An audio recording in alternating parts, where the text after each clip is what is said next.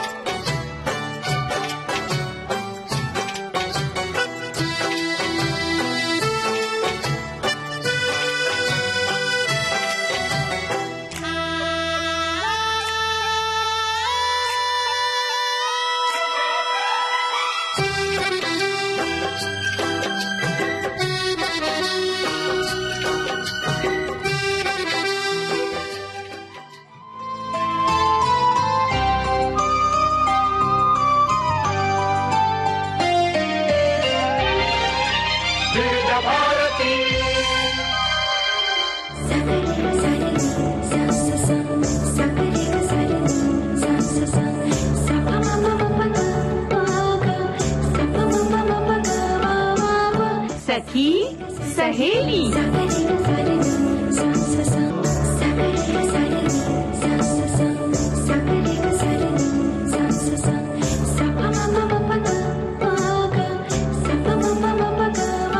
सखी सहेली।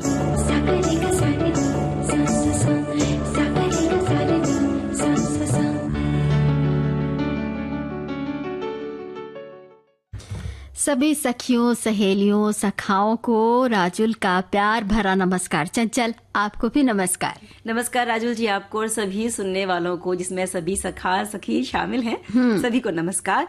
और नवरात्रि उत्सव चल रहा है तो चौथे दिन की भी हम उन्हें बधाई देते हैं। ढेर सारी शुभकामनाएं भाई। पावन अवसर है, घर में काफी चहल पहल भी होती है और रास्तों पर भी काफी चहल पहल होती है। बहरहाल आज जो हम बातें करने वाले हैं वो कोल्हापुर के शक्तिपीठ की बात करने वाले हैं। बिल्कुल, क्योंकि नवरात्र उत्सव चल रहा है और इस दौरान जो मुख्य शक्तिपीठ है, हमने कोशिश की है कि उनकी कुछ जानकारी हम साझा कर सके अपने सुनने वालों के साथ। तो आज ये बात होगी। और सखी विशेष में आज हम बात करेंगे लेफ्टिनेंट कर्नल वर्तिका जोशी, लेफ्टिनेंट कमांडर वर्तिका जोशी के बारे में। और जैसा कि आज विश्व पर्यटन दिवस है, विश्व पर्यटन दिवस 27 तारीख को है। हाँ। आज विश्व समुद्री दिवस है। हाँ, 27 सितंबर को है पर्यटन दिवस, लेकिन चूंकि उस दिन हमारा कार्यक्रम नहीं होता है, छुट्टी का दिन आ जाता है, शनिवार का दिन है, तो हमने सोचा क्यों ना इसकी जानकारी थोड़ी सी घूम भी लेते हैं। हाँ। ऐसे भी हम कोल्हापुर जा ही रहे हैं और बातों में भी हमारे जो सखा सखी हैं वो दूर दूर तक हमें ले जाएंगे। तो हम इसीलिए आज इसकी बात करे ले रहे हैं। और आज है नवरात्रि का चौथा दिन। बिल्कुल, और ये बड़ा खास दिन होता है। शारदीय नवरात्रि का जो चौथा दिन होता है, इस दिन माँ कूष्मांडा की पूजा की जाती है। और राजुल जी, ऐसा माना जाता है कि ये जो माँ कूष्मांडा है, ये इनकी पूजा जो है ये धन, बल, ताकत, बुद्धि ऐसी चीजें देने वाली होती है। और इन माता को हम ब्रह्म रक्षक भी कहते हैं। तो कूष्मांडा माँ को भक्त लोग भोग में अपनी श्रद्धा अनुसार मिठाई, फल, मालपुआ वगैरह अर्पित करते हैं। और ऐसे माना जाता है कि कूष्मांडा माँ की पूजा से बुद्धि का विकास होता है। और जब सच्चे मन से कोई भी काम किया जाता है तो बहुत सारे कामों में आने वाली बाधाएं तो अपने आप दूर होती ही जाती, क्योंकि आप सच्चे मन से कुछ कर रहे हैं और पूरी लगन के साथ कर रहे हैं। तो ये बातें बहुत खास महत्व रखती हैं जब हम पूजा पाठ या कुछ ध्यान या कहीं पर भी एकाग्र होकर कुछ करते हैं। और अक्सर हमने देखा है कि जो माता की तस्वीर में हम देखते हैं कि वो बहुत सारी भुजाएं लिए होती हैं। तो अष्ट भुजाओं वाली जो कूष्मांडा माता हैं, ये दिव्य शक्ति स्वरूप हैं और परमेश्वरी का रूप भी इनको माना जाता है। इनकी पूजा करने से भक्तों को सुख सौभाग्य मिलता है और ये माता का चौथा रूप होती हैं। पौराणिक कथाएं जिन्हें हम अक्सर सुनते आए हैं, उनके अनुसार कहा जाता है कि इन्होंने उनकी अपनी जो हल्की सी मुस्कान है उससे उन्होंने ब्रह्मांड बना दिया था और इसीलिए उन्हें कूष्मांडा देवी भी कहा जाता है। इस सृष्टि का अंधकार माँ ने अपनी हंसी से दूर किया था और उसमें सूर्य की गर्मी सहन करने की शक्ति है। इसीलिए जो भक्त हैं उनको इन माता की पूजा से ऊर्जा मिलती है और शक्ति भी मिलती है। तो माँ कूष्मांडा की भक्ति के लिए जो उनका स्वरूप है वो बहुत ख़ास होता है। अस्त्र शस्त्र कमंडल कलश कमल सुदर्शन चक्र पकड़ा हुआ है उन्होंने। और ये जो है कई तरह के उपाय करते हैं। पीला पेठे का प्रसाद बहुत ख़ास माना जाता है इस दिन चढ़ाने के लिए, और बताशे का भी भोग लगता है। बताशों से याद आ रहा है, बचपन में हम लोग जब भोग लगता था और बताशे बटते थे तो बड़ा मज़ा आता था उनको खाने से ज़्यादा उनको बीच से फोड़ने में। हाँ, जो पट से फोड़ के निकलता था वो बड़ा मज़ेदार होता था। तो आप खाती हैं चंचल? मैं भी खाती हूँ। फोड़ने वाली बात है, उसमें पानी भर के भी खाया करते थे हम तो, फोड़ के। क्योंकि जैसे हमने पानी पूरी वाले को देखते थे ना कि वो उसको पूरी को फोड़ के उसमें पानी भरते हैं, तो वो पानी तो हमारे पास होता नहीं था। लेकिन जो नॉर्मल बताशे होते हैं उसी को ऐसे बीच से फोड़ के उसमें पानी भर के, और वो बहुत जल्दी से मुंह में घुल जाता है जब उसे पानी भर के मुंह में खाते हैं। तो ऐसे जब खेल होते हैं ये बचपन में सभी ने खेले होंगे, हमने भी खेले हैं। हमारे जो श्रोता हैं वो देवी कुष्मांडा के बारे में और नवरात्रि के चौथे दिन के बारे में जो लिख रहे हैं, उन्होंने लिखा है कि नवरात्रि का चतुर्थी तिथि में कुष्मांडा माँ की आराधना कर भक्त अपनी आंतरिक प्राण शक्ति को ऊर्जावान बनाते हैं। कुष्मांडा का अभिप्राय है कद्दू से, यानी कि एक पूर्ण गोलाकार वृत्त की भांति प्राण शक्ति भगवती की प्रेरणा से सभी जीव जंतुओं का विकल्याण करती हैं। पुराणों के अनुसार वो अपनी मंद और हल्की सी मुस्कान से शक्ति उत्पन्न करती हैं, और इसी कारण इन्हें कुष्मांडा कहा गया है। और ऐसा माना जाता है कि पृथ्वी पर वनस्पतियों की समृद्धि से जुड़ी हैं माँ कुष्मांडा। उनकी आराधना से जो अणिमा या लघिमा, ये इस तरह की सिद्धियां हैं, इनको भी प्राप्त किया जा सकता है। और साथ ही साथ ये भी माना जाता है कि इनका रूप बहुत सुंदर होता है। देवी का ये हमारे श्रोताओं ने लिखा है।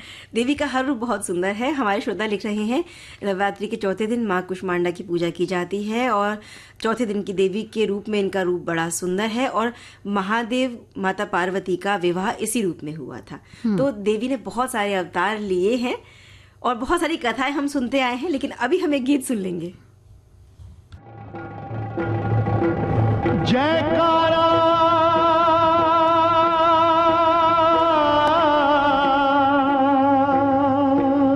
शेरों वाली का,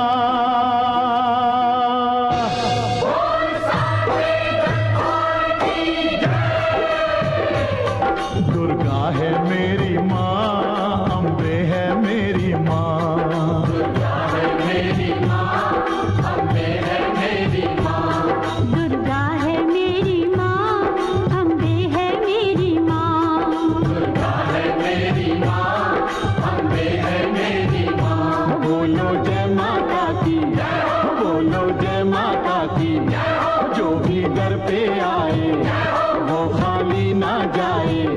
सबके काम है गलती, सबके दुख ये मरती, मैया शेरों वाली भर दो झोली खाली, मैया शेरों वाली भर दो झोली खाली। दुर्गा है मेरी माँ, अम्बे है मेरी माँ, दुर्गा है मेरी माँ, मेरी माँ, शेरों वाली पूरे करे अरमान जो सारे, पूरे करे अरमान जो सारे, पूरे करे अरमान जो सारे, पूरे करे अरमान जो सारे। देती है वरदान जो सारे, देती है वरदान जो सारे,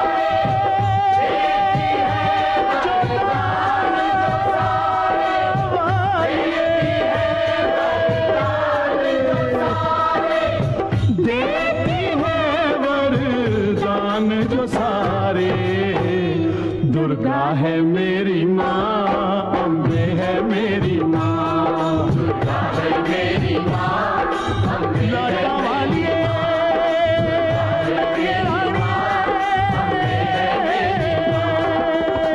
सारे जग को खेल खिलाए, सारे जग को खेल खिलाए, सारे जग को खेल खिलाए,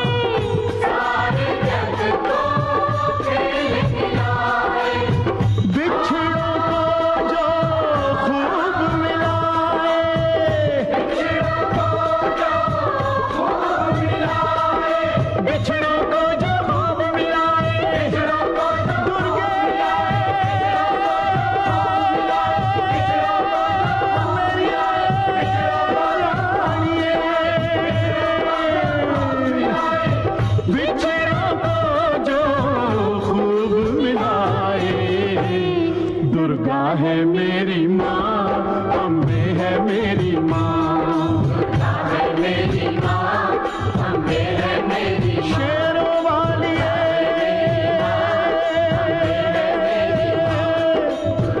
जोता वाली उच्चे मंदिर वाली।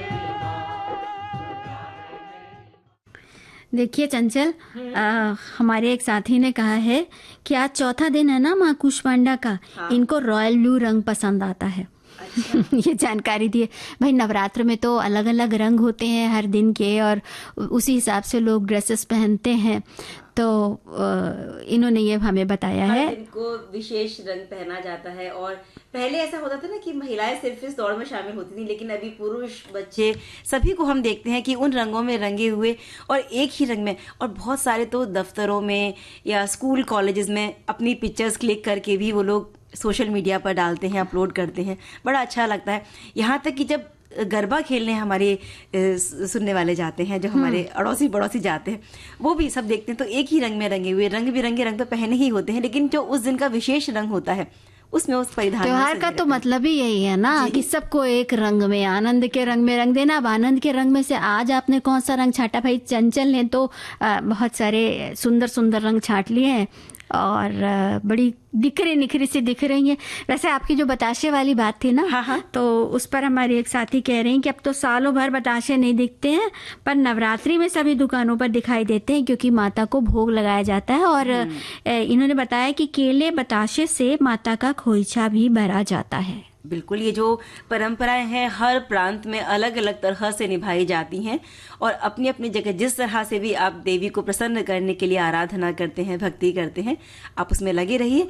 और अभी हम चलते हैं कोल्हापुर की महालक्ष्मी यानी अम्बा माता के मंदिर में, जो कि एक शक्ति पीठ माना जाता है। 52 शक्ति पीठों में से एक है ये। हाँ, और जिस तरह 12 ज्योतिर्लिंग का प्रतिनिधित्व करते हैं महादेव, तो जो सभी शक्ति पीठ हैं उनका प्रतिनिधित्व करती हैं देवी सती या पार्वती या अम्बा माता। बहुत सारे नामों से इन्हें हम जानते हैं।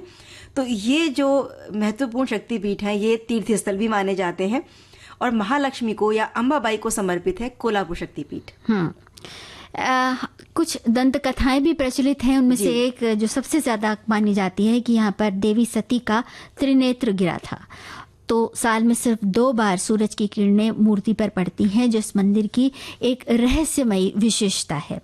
बिल्कुल, और इस रहस्यमयी विशेषता के बारे में आप ये जो है ना सूर्य की किरणें पड़ती हैं, इस दिन को किरणोत्सव के नाम से जाना जाता है, जो सूर्य से संबंधित है। और मंदिर के गर्भगृह का निर्माण कुछ इस तरह से किया गया है कि सूर्य की किरणें कुछ विशेष दिनों पर ही माता की जो मूर्ति है उसे स्पर्श करती हैं। और सूर्य की किरणें जब स्पर्श करती हैं देवी को तो उनका रूप बहुत सुंदर लगता है। जैसे दक्षिणायन के दौरान जो है वो उस समय भी ये घटना देखी जाती है। और फरवरी में भी जब सूर्य की किरणें, दक्षिणायन जब होते हैं तो सूर्य की किरणें देवी के चरणों को छूती हैं। और उत्तरायण के समय भी ये घटना देखी जाती है, जो कि 31 जनवरी और 1-2 फरवरी के आसपास का समय होता है।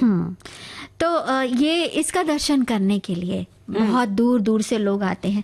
अच्छा, इतनी सुंदर वास्तुकला को बनाने वाले जो राजा थे उनका भी मतलब क्या बात है, कितने जानकार होते थे उस वक्त के जो शिल्पी होते थे। और जो खगोल और ज्योतिष का इतना ज्ञान उनका होता था, इस तरह से इसको बनाया गया कि देखिए ना, वास्तु इतना हमारा उत्कृष्ट था उस समय का कि मंदिर की से झांकते हुए कुछ जो छिद्र या जो भी उसकी संरचना बनाई गई है, जब वो किरणें पड़ेंगी तो सीधे माता की इनका वैज्ञानिक महत्व भी है। हाँ। और ये निर्माण कराया था राजा कर्णदेव ने 7वीं शताब्दी में।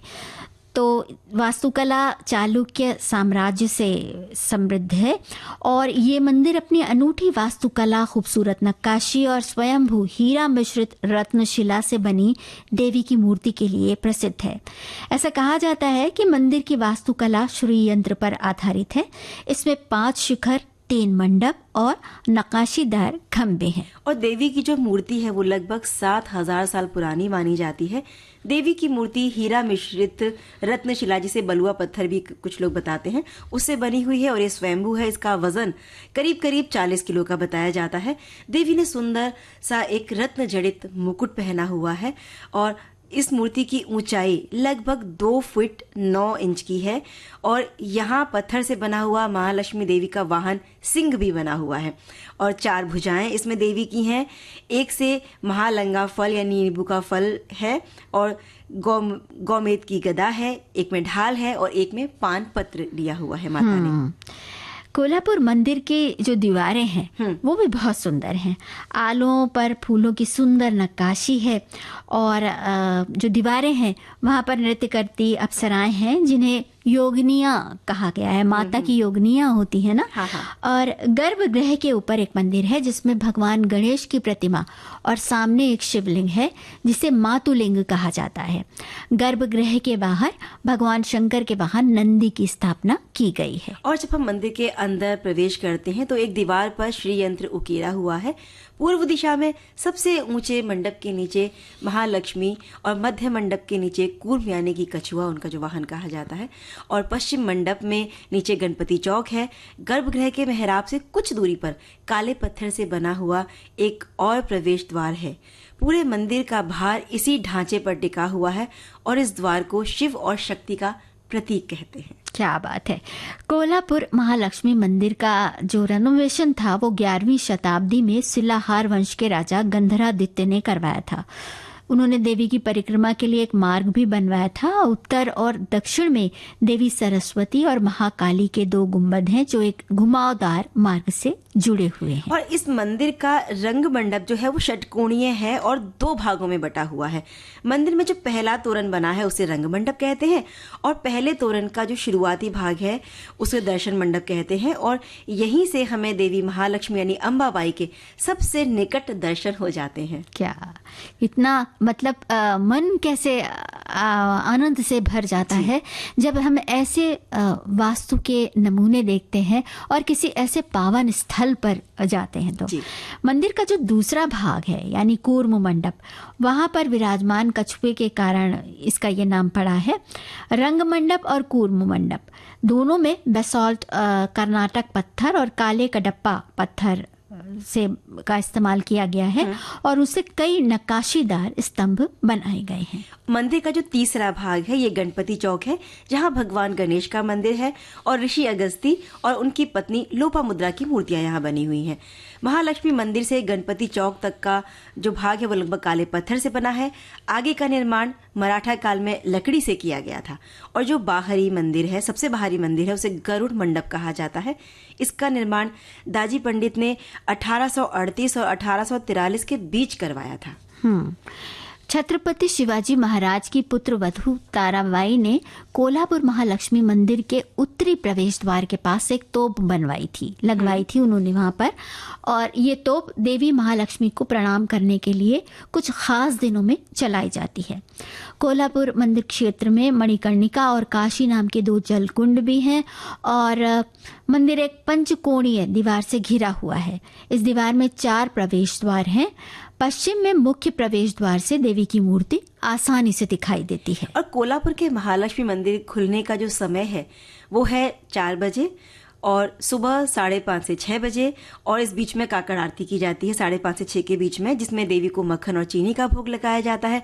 दोपहर 1 बजे अलंकार पूजा होती है जिसमें देवी को महावस्त्र अर्पित करके उन्हें पारंपरिक स्वर्ण आभूषण पहनाए जाते हैं। ये जानकारी हम इसलिए दे रहे हैं कि जिन्होंने दर्शन नहीं किए हैं अगर वो जाना चाहते हैं तो समय पर दर्शन के लिए पहुंच सकें।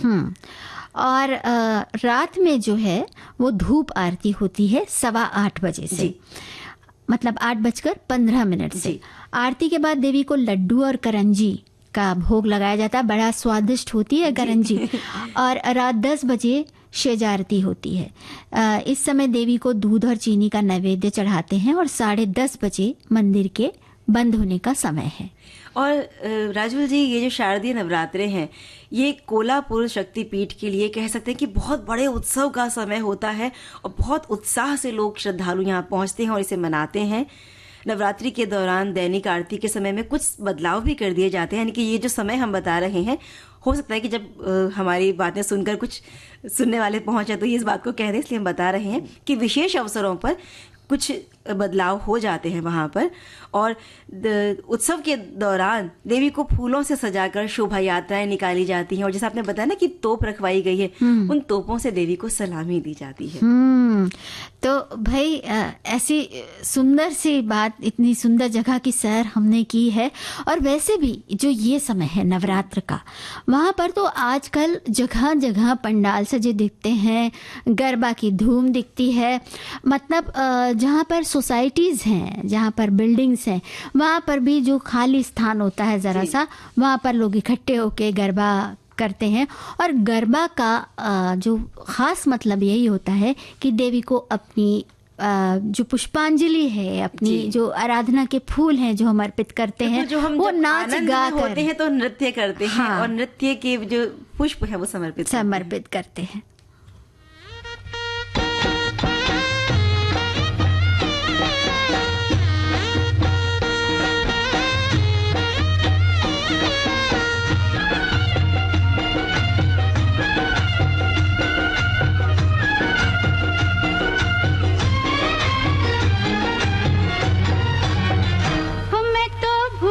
चली बाबुल का देश, पिया का घर प्यारा लगे।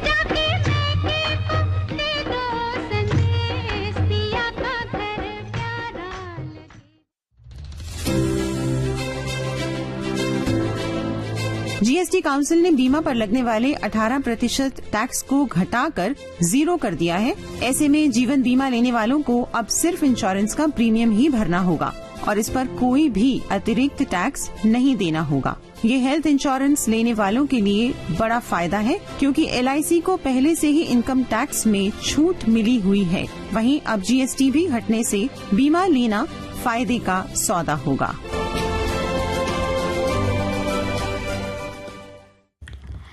चंचल जी, हम अपने श्रोताओं को एक बहुत दुखद सूचना है, जानकारी भी है वो, और कन्नड़ साहित्य के एक महान साहित्यकार, दिग्गज साहित्यकार के बारे में।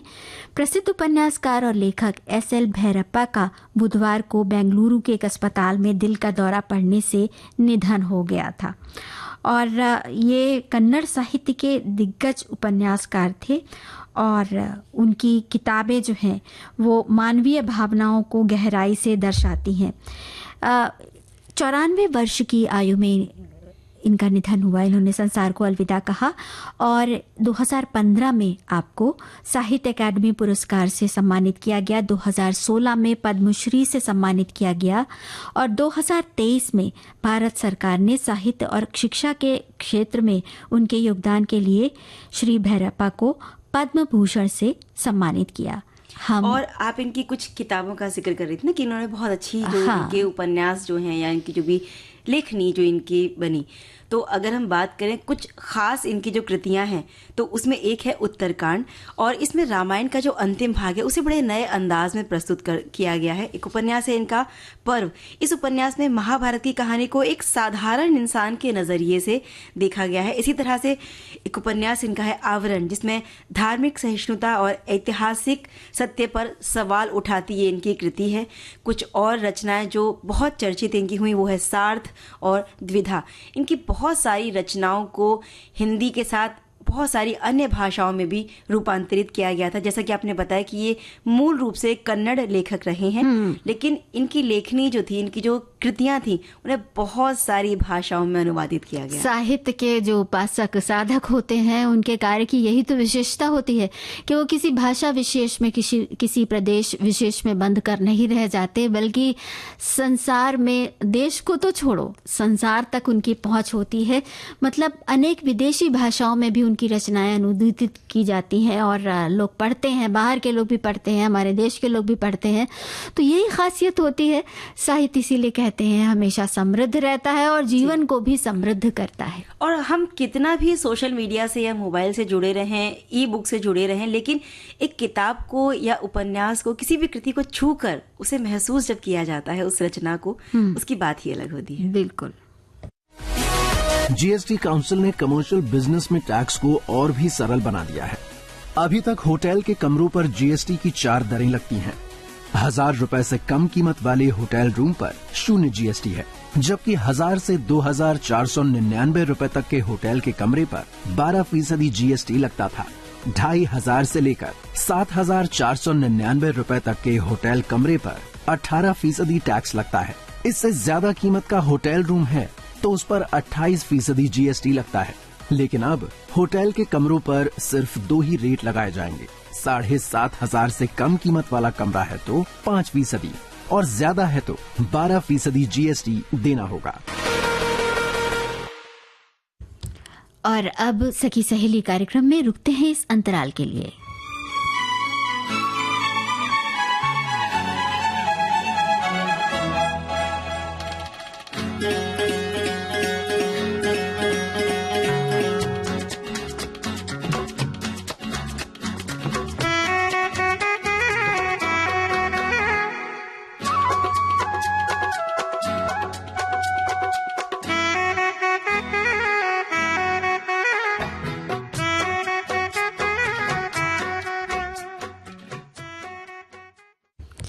चंचल जी, ब्रेक खत्म हो चुका है और हम लौट आए हैं कार्यक्रम सखी सहेली में। मैं राजुल और मेरे साथ हैं चंचल वर्मा। तो भाई हम बात कर रहे थे, हमने महालक्ष्मी मंदिर हम भी गए, हम वहाँ पर हमने साथ ही कुष्मांडा माँ के बारे में जाना और आगे लेफ्टिनेंट कमांडर वर्तिका जोशी के बारे में हम बात करेंगे। लेकिन उसके पहले एक गाना सुन लेते हैं जी।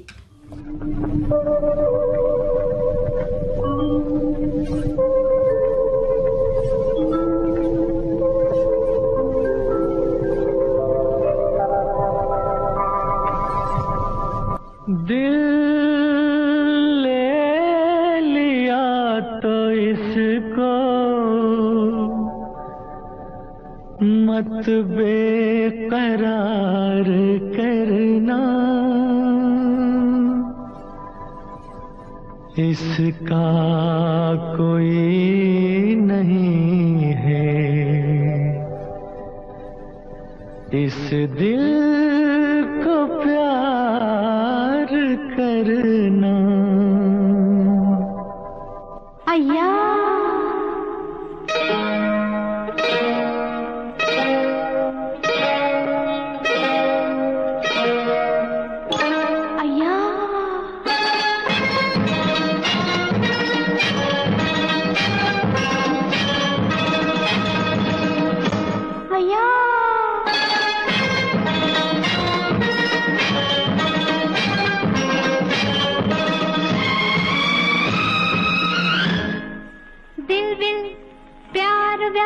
मैं क्या जानू रे, दिल दिल प्यार प्यार मैं क्या जानू रे, जानू तो जानू बस इतना कि मैं तुझे अपना जानू रे, दिल दिल प्यार प्यार मैं क्या जानू रे, दिल दिल प्यार प्यार मैं क्या जानू रे, जानू तो जानू बस इतना कि मैं तुझे अपना जानू रे, दिल दिल प्यार प्यार। अय्या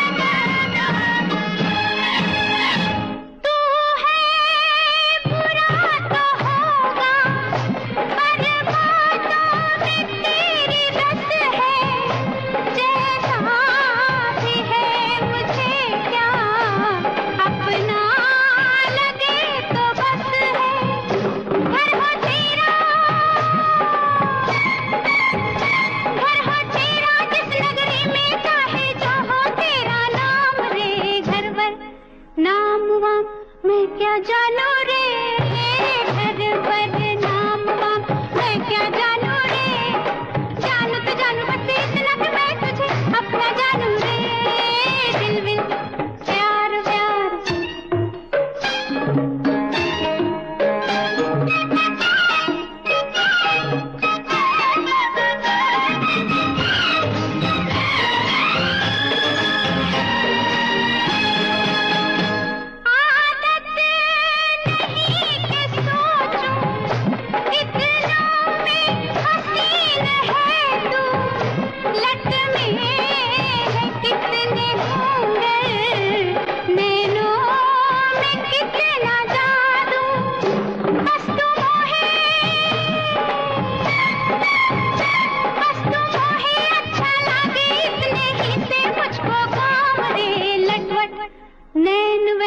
मैं क्या जानू रे, लटपट नैन वैन मैं क्या जानू रे, जानू तो जानू बस इतना कि मैं तुझे अपना जानू रे, दिल दिल प्यार प्यार।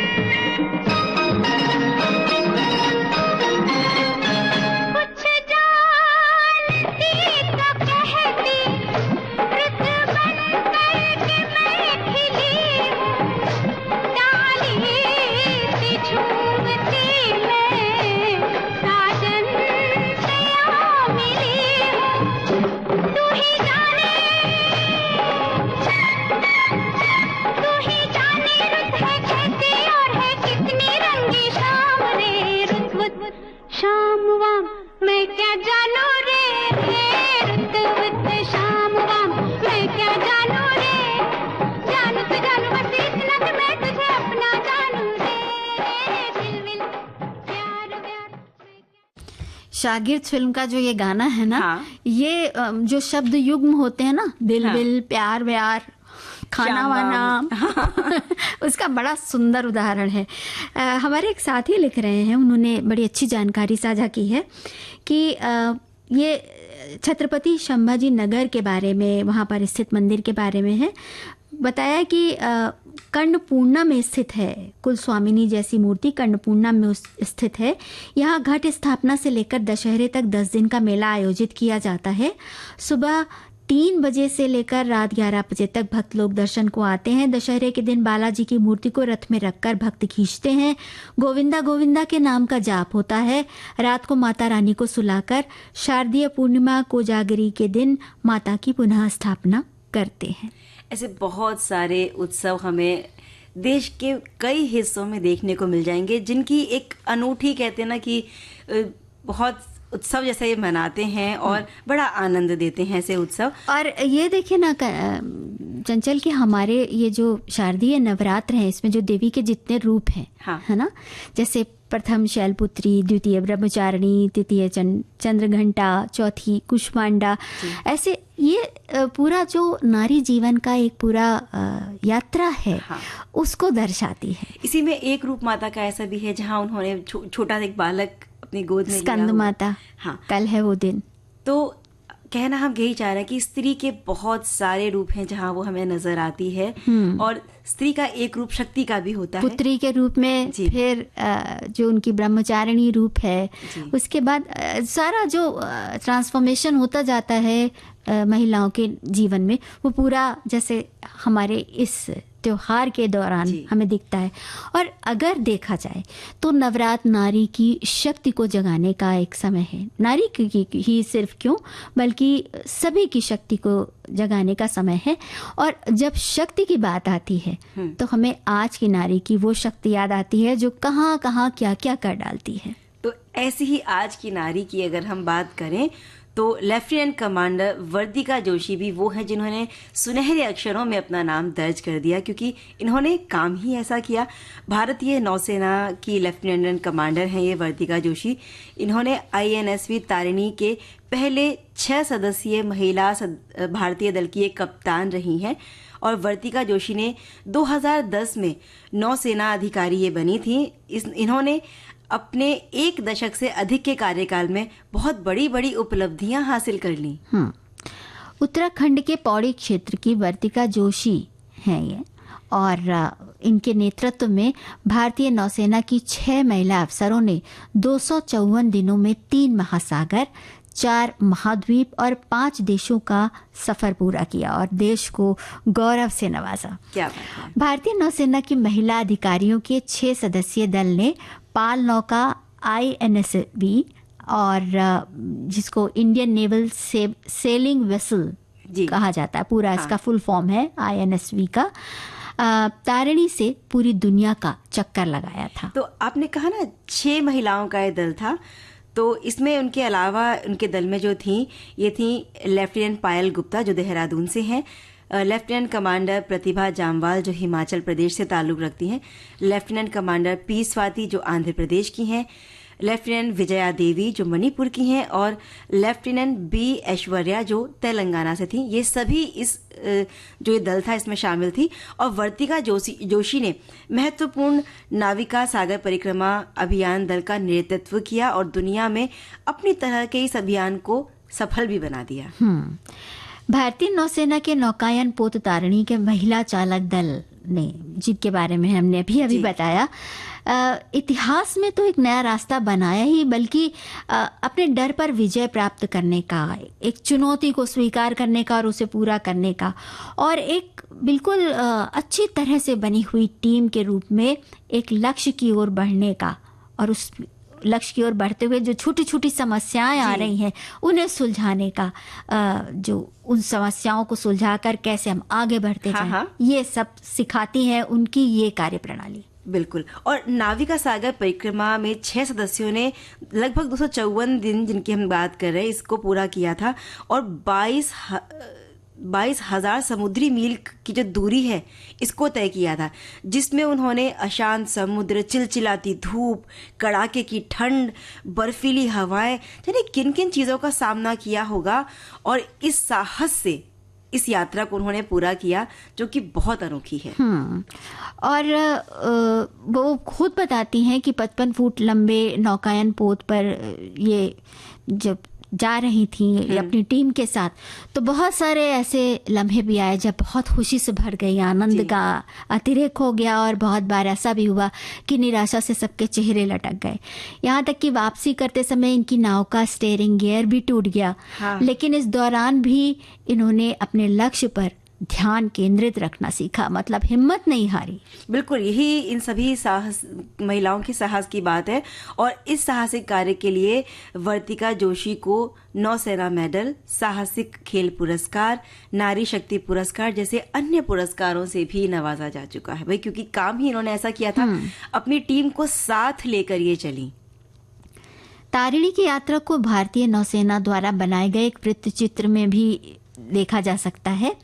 और ये अभियान जो था 10 सितंबर 2017 को गोवा में INSS मंडोवी बोट पूल से शुरू हुआ था, और इस दल की वापसी अप्रैल 2018 में होनी थी, लेकिन क्योंकि स्टीयरिंग गियर टूट गया था इस वजह से 2018 मई में, अप्रैल के बजाय मई में ये दल गोवा लौटा था। और जब ऐसी किसी यात्रा पर जाते हैं तो बड़ी लंबी ट्रेनिंग भी होती है इनकी, बहुत अच्छे प्रशिक्षण से इनको गुजरना पड़ता है, क्योंकि 254 दिन इन्हें अगर समुद्र में रहना था तो इनके सामने बहुत सारी समस्याएं भी आ सकती थी, इसीलिए ये प्रशिक्षण दिया जाता है। और जब ये 6 महिलाएं इस यात्रा के लिए जाने वाली थी तो इन महिला अधिकारियों को कैप्टन दिलीप डोंडे के अधीन प्रशिक्षण दिया गया था, जो कि 2009 और 2010 में अकेले विश्व परिक्रमा करने वाले पहले भारतीय भी थे। बहुत अच्छी मतलब ये प्रेरणाप्रद इनका व्यक्तित्व है, और ऐसी बातें सुनकर अंदर से हिम्मत का संचार होता है, और साथ ही साथ चुनौतियों से, हम छोटी छोटी चुनौतियों से घबरा जाते हैं, तो उन चुनौतियों से जूझने की एक सामर्थ्य अपने अंदर ढूंढने की इच्छा होती है। और इस समय मेरी इच्छा हो रही कि एक गाना सुन लिया जाए। तो बिल्कुल सुन लेते हैं। जादूगरी अदाओं की दिलबरी, नहीं खुदा की कसम कोई तो है मेरा भी सनम, निगाहों की जादूगरी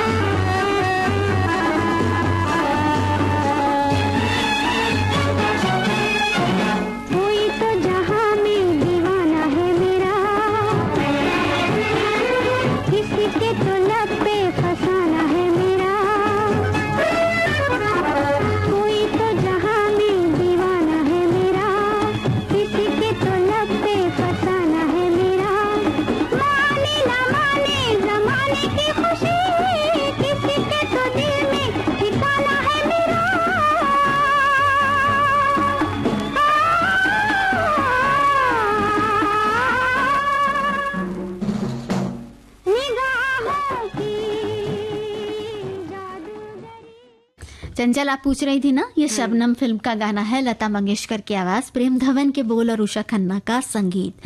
और अब एक जरूरी जानकारी हेलो सहेली प्रोग्राम के बारे में। 3 अक्टूबर 1957, वो सुनहरा दिन जब शुरू हुआ था, सुरों और शब्दों का सुनहरा कारवां। 3 अक्टूबर हम मना रहे हैं विविध भारती की सालगिरह। भाई, किसी के लिए है विविध भारती यादों का खजाना, तो किसी के लिए दोस्ती की पहचान, और किसी के लिए है विविध भारती परिवार की सदस्य।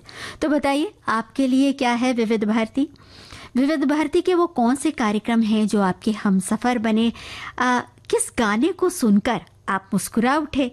विविध भारती से आपको क्या सीखने को मिला, और आप कब और कैसे जुड़े विविध भारती के हेलो सहेली कार्यक्रम से या विविध भारती से? ये सब हमें बताइए हेलो सहेली कार्यक्रम की रिकॉर्डिंग में।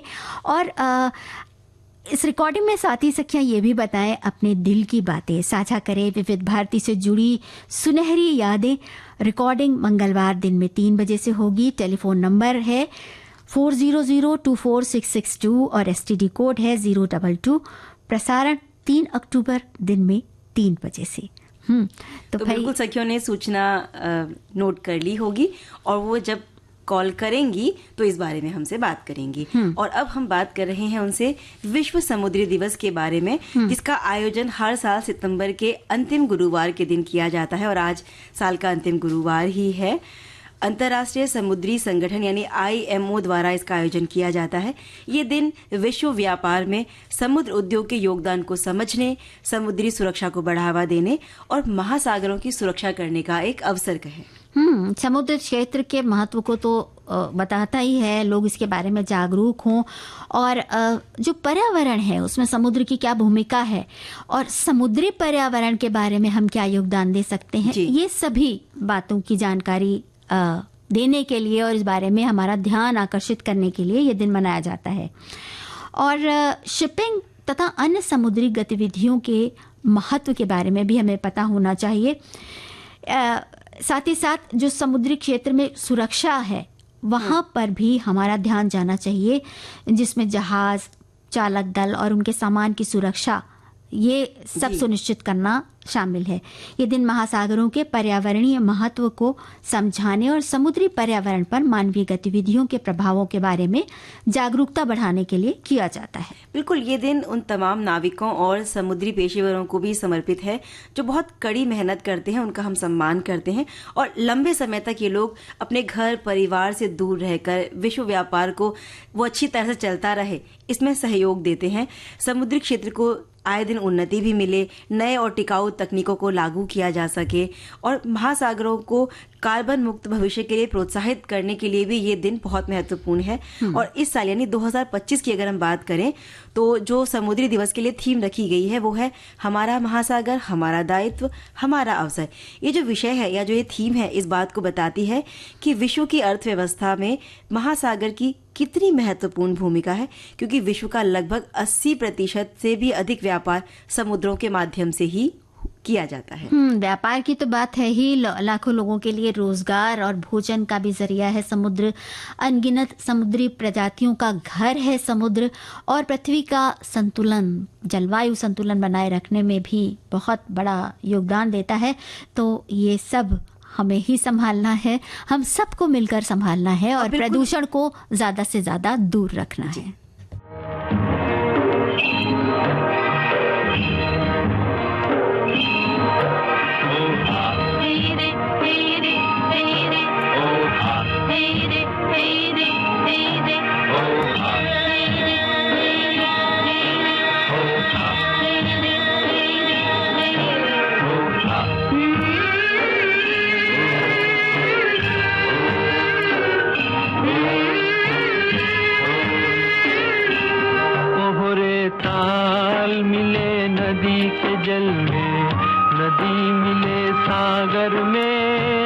सागर मिले कौन से जल में कोई जाने ना, ओहरे ताल मिले नदी के जल में।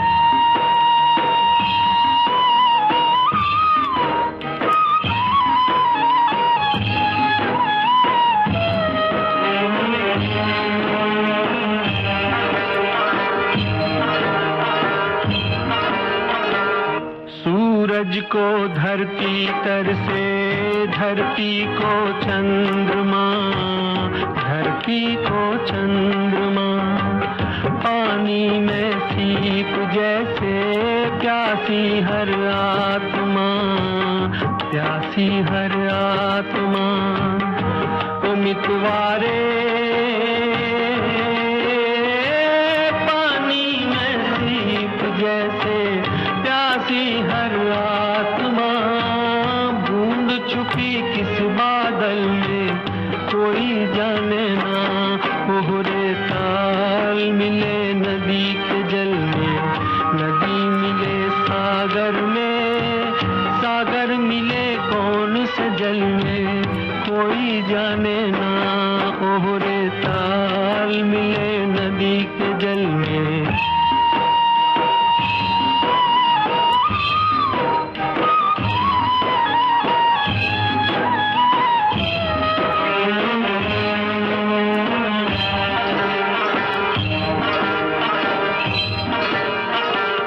अनजाने होठों पर क्यों पहचाने गीत है, पहचाने गीत है। कल तक जो बेगाने थे जन्मों के मीत है, जन्मों के मीत है। ओ मितवारे कल तक जो बेगाने थे जन्मों के मीत है, क्या होगा कौन से पल में कोई जाने ना, ओहरे ताल मिले नदी के जल में। ताल नदी के जल से मिलता है, नदी सागर से मिलती है, लेकिन सागर का जल कहाँ जाता है कोई जाने ना। कितना ये दार्शनिक भाव है इंदिवर के लिखे इस गीत में। जब नदी तालाब सागर की बात होती है तो वही जब हम कहीं घूमने फिरने जाते हैं, यानी पर्यटन के लिए जाते हैं, जब भी ऐसी ही जगह को चुनते हैं और घूमने फिरने को अगर मनोरंजन और उबाऊ जिंदगी में हम कहें कि तरोताजा होने का ये एक सबसे अच्छा जरिया है, तो ये बात बिल्कुल गलत नहीं होगी राजुल जी। बिल्कुल। लगातार हम काम के एक ही जो दिनचर्या में उलझे रहते हैं, उसमें से अगर 2 या 3 दिन का एक कुछ अलग यात्रा भी हम कहीं करने चले जाएं तो ये मन को अलग खुशी देती है और हमें एक तरीके से रिलैक्स या रिफ्रेश कर देती है। और 27 सितंबर के दिन विश्व पर्यटन दिवस मनाया जाता है।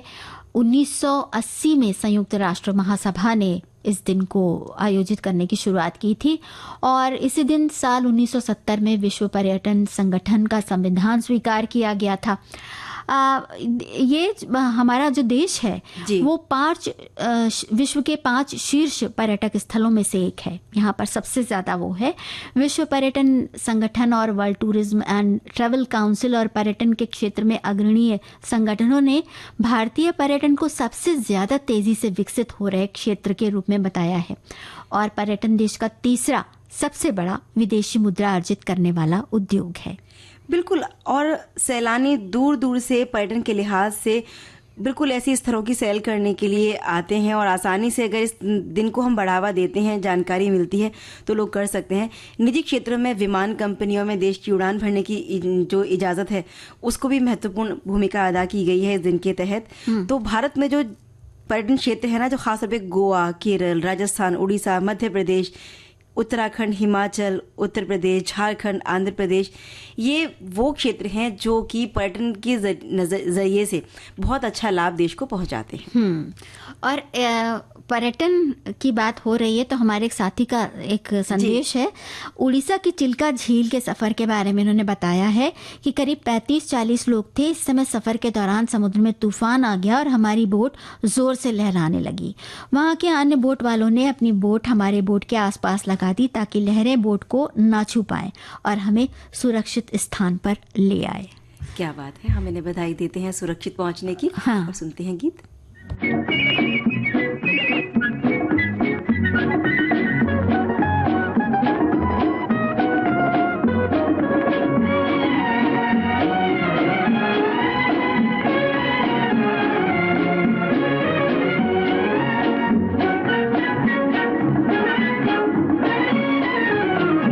तेरी शोख नजर का इशारा, मेरी वीरान रातों का तारा, तेरी शोख नजर का इशारा।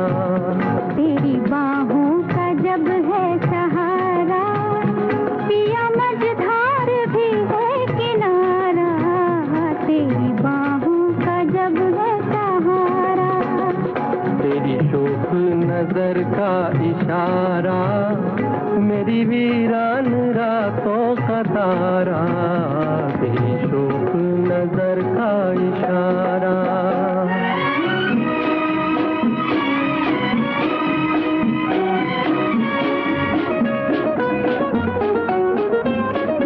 निकले हैं राही मस्ती में डूबे, मंजिल का क्या है मिले ना मिले।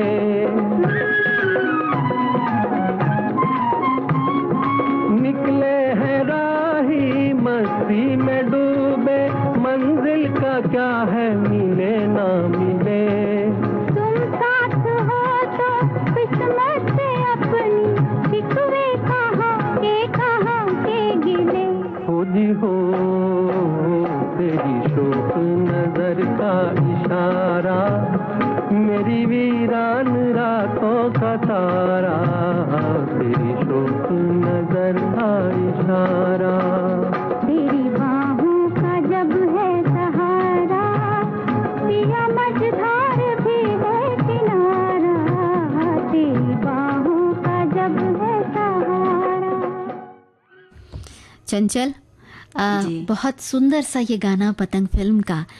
इन नज़रों के इशारों की बात तो बता दी गाने में, लेकिन घड़ी का इशारा भाई ज़रा समझ लो। घड़ी तो कह रही है कि अब हम बिल्कुल बात ना करें और अपने जो सखा और सखियां हैं उनसे विदा लें। तो आप सभी को राजुल और चंचल का नमस्कार।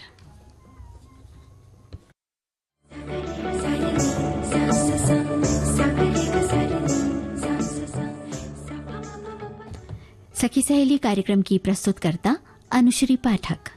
सखी सहेली।